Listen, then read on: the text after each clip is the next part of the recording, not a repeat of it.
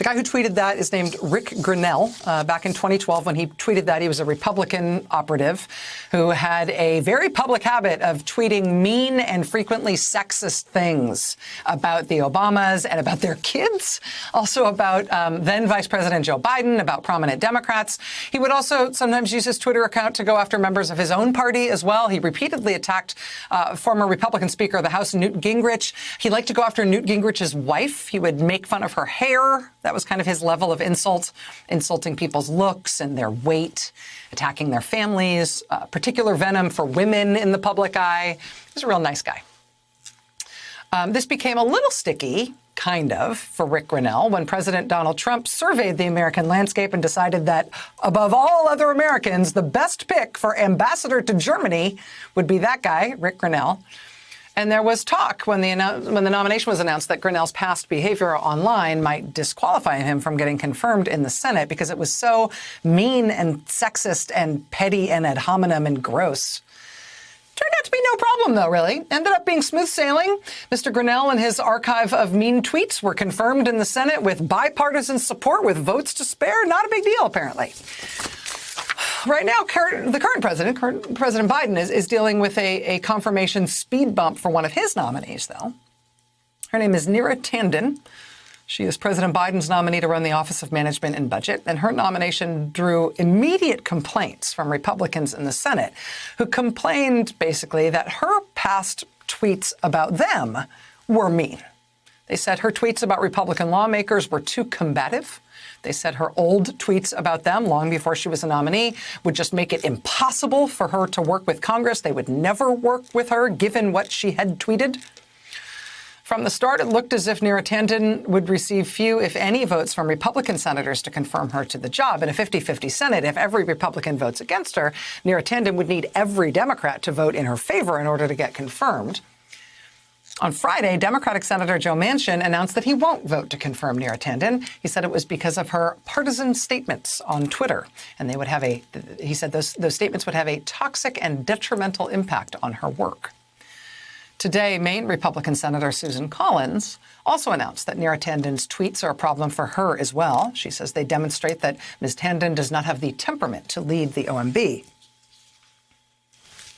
which is a peculiar decision on the part of those senators, given that both of those senators had absolutely no problem supporting someone with a hyper-partisan Twitter warring history in the past. Susan Collins and Joe Manchin both voted to confirm Rick Grinnell in 2017, the guy who used his Twitter account to attack the sitting president's children, to mock a woman's hair, to attack all sorts of women for their appearance, to attack Michelle Obama for sweating on the East Room carpet. But for them, Neera Tanden's criticism of Republican senators, that's caustic and inappropriate, and so she must be barred from a Senate-confirmed position. Rick Grinnell's fine. Neera Tanden, They were not the only senators to announce they'll be voting no on the Tanden confirmation. Ohio Republican Senator Rob Portman, who also voted to confirm Rick Grinnell, he announced his opposition to Neera Tanden today. So did Utah Senator Mitt Romney. There's still time, though, to find one Republican, any Republican vote for Ms. Tanden. Republican Senator Lisa Murkowski of Alaska was notably quiet today on the prospect. But until then, until a Republican senator decides that he or she will vote for Ms. Tanden, Tanden's nomination to lead OMB is hanging by a thread tonight because of the absolutely outrageous and overt double standard to which she is being subjected by even at least one Democratic senator who was happy to excuse much worse behavior than hers for a male nominee in a previous administration, but apparently has discovered some new standard that will keep her from getting his vote. Republicans have done it, at least one Democrat's doing it, and that might make the difference here. The Biden administration says they remain in full support of her nomination, and they are not pulling it. Watch this space. Rachel is right, and Neera Tanden's nomination seems to be on the way to disaster. Susan Collins is going to vote against. Mitt Romney as well, Rob Portman, Joe Manchin, and maybe Bernie Sanders as well. We don't know yet, but there are more than 3 votes on the nay column, so it's going to be close, but it looks like it's going to be a close defeat, handing Biden his first cabinet nomination defeat. I'm really not going to defend Neera Tanden's tweets or the things that she said about politicians on either side of the aisle.